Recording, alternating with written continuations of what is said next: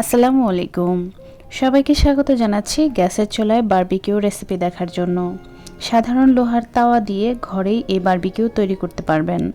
আর আজকের chicken barbecue তৈরি করব প্যাকেট মশলা দিয়ে, তাই মশলা গোছানোরও তেমন কোনো ঝামেলা নেই। আশা করছি রেসিপিটি সবার কাছে ভালো লাগবে, আর ভালো লাগলে চ্যানেলটি প্লিজ সাবস্ক্রাইব করবেন। তাহলে চলুন মূল রেসিপিতে। আজকে আমি 3 পিস মাংসের বারবিকিউ করব আমাদের 3 জনের জন্য। এভাবে একটা টিস্যু বিছিয়ে নিয়েছি, এর উপরে চিকেনের টুকরো দিয়ে দিচ্ছি, আর উপরে আরও একটা টিস্যু দিয়ে চেপে চেপে মাংসের গা থেকে পানিটা একদম মুছে ফেলতে হবে। সবগুলো চিকেনের টুকরো থেকে আমি পানি পরিষ্কার করে নিয়েছি, এটা যাতে ড্রাই অবস্থায় থাকে। এখন আমি বোর্ডের মধ্যে মাংসগুলো নিয়ে একটা নাইফের সাহায্যে ডিপ করে কেটে নিচ্ছি। আর এই মাংসগুলো একদম হাড় পর্যন্ত ডিপ করে কাটবেন, এতে করে মশলাটা কিন্তু খুব ভালো মতো মাংসের গায়ে লাগবে এবং ভেতরের মাংসগুলোতেও মশলা যাবে। তা না হলে কিন্তু ভেতরের দিকের মাংসটা খেতে সেদ্ধ মাংসের মতো লাগবে। সবগুলো পিস আমি কেটে নিয়েছি, এখন একটা মশলা তৈরি করে নিচ্ছি। এখানে আমি 1 টেবিল চামচ পরিমাণ রসুন বাটা আর 1 টেবিল চামচ পরিমাণ দিয়ে দিচ্ছি আদা বাটা। 1.5 চা চামচ পরিমাণ দিয়ে দিচ্ছি টক দই, আর টক দইয়ের কারণে কিন্তু মাংসটা অনেক জুসি এবং সফট হবে। এরপর দিয়ে দিচ্ছি শুকনো মরিচের গুঁড়া 1 চা চামচ, লবণ দিয়ে দিচ্ছি 1 চা চামচ। এরপর দিয়ে দিচ্ছি টমেটো কেচাপ 2 চা চামচ। এরপর দিয়ে দিচ্ছি 1 টেবিল চামচ পরিমাণ সয়া সস। এরপর দিয়ে দিচ্ছি 1.5 চা চামচ পরিমাণ বারবিকিউ সস। এটাতে স্মোকি একটা ফ্লেভার আছে, তাই যদি আপনি আরও স্ট্রং ফ্লেভার পছন্দ করেন আর একটু বাড়িয়ে দিতে পারেন। 1/2 চা চামচ পরিমাণ গরম মশলার গুঁড়া আর 1/2 চা চামচ পরিমাণ দিয়ে দিচ্ছি ভাজা জিরার গুঁড়া। আর 1 টুকরো লেবু নিয়েছি, এটাতে প্রচুর রস আছে, এখানে 1 টুকরোই আমি ব্যবহার করছি। আর আপনারা যদি চামচ দিয়ে মেপে ব্যবহার করেন তাহলে 1 টেবিল চামচ পরিমাণ দিবেন। আর এখন দিয়ে দিচ্ছি বারবিকিউ প্যাকেটের মশলা থেকে 2 টেবিল চামচ পরিমাণ। এরপর ফুড কালার দিয়ে দিচ্ছি। এখানে আমি অরেঞ্জ কালার নিয়েছি, প্রায় 1/2 চা চামচের মতো দিয়েছি লিকুইডটা, তবে এটাতে সাধারণত রেড ফুড কালারটাই ব্যবহার করে। আমার কাছে এই মুহূর্তে নেই, এই জন্য আমি অরেঞ্জ কালারটাই ব্যবহার করেছি। সব কিছু আমি খুব ভালো মতো মিশিয়ে নিচ্ছি। মশলাগুলো খুব ভালো মতো মেশানো হয়ে গেছে, এখানে একটা পেস্ট তৈরি করে নিয়েছি। এর মধ্যে আমি চিকেনের টুকরোগুলো দিয়ে দিচ্ছি। চিকেনের টুকরোগুলো দিয়ে এই মশলাটা খুব ভালো মতো চিকেনের গায়ে মাখিয়ে নিচ্ছি। আর আমি যে ভেতরে ডিপ করে কেটে নিয়েছি, আপনারা এরকম করে কেটে নেবেন আর আঙুল দিয়ে ভেতরে মশলাগুলো দেওয়ার চেষ্টা করবেন, যাতে করে মাংসের গায়ে খুব ভালো মতো মশলাটা লেগে যায়।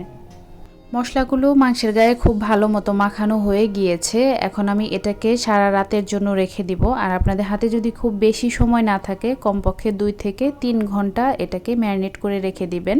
আর যদি এই সময়টা রাখেন তাহলে নর্মাল টেম্পারেচারেই রাখবেন।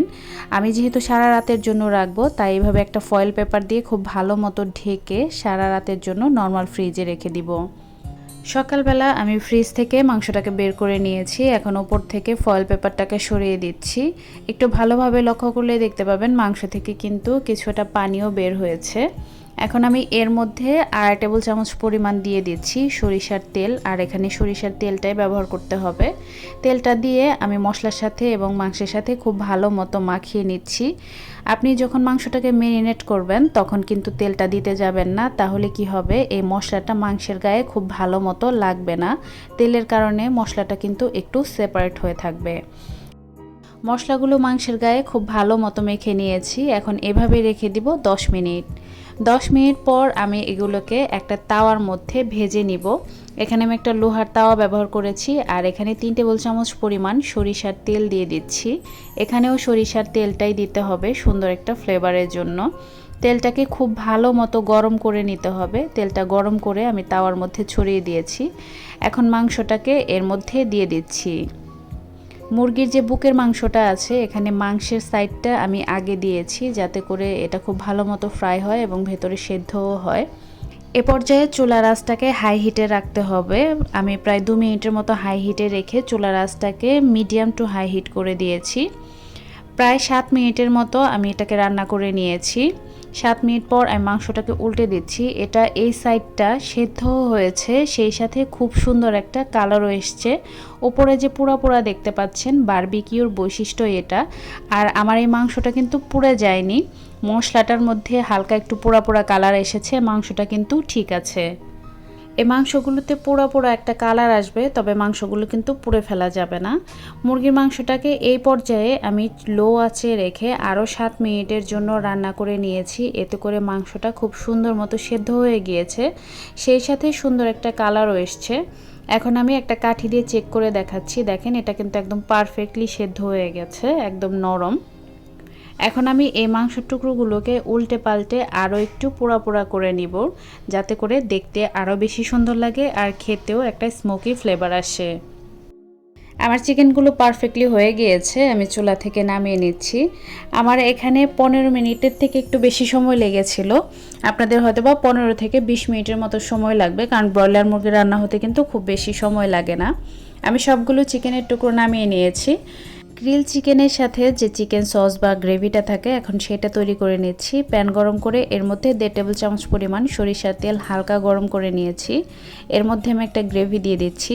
চিকেন ম্যারিনেট করার সময় যে মশলাগুলো ব্যবহার করা হয়, চিকেনটা গ্রিল করার সময় কিন্তু সম্পূর্ণ মশলাটা প্রয়োজন হয় না, কিছুটা মশলা থেকেই যায়, আর সেটা দিয়েই খুব সুন্দর একটা গ্রেভি বা সস তৈরি করা যায়।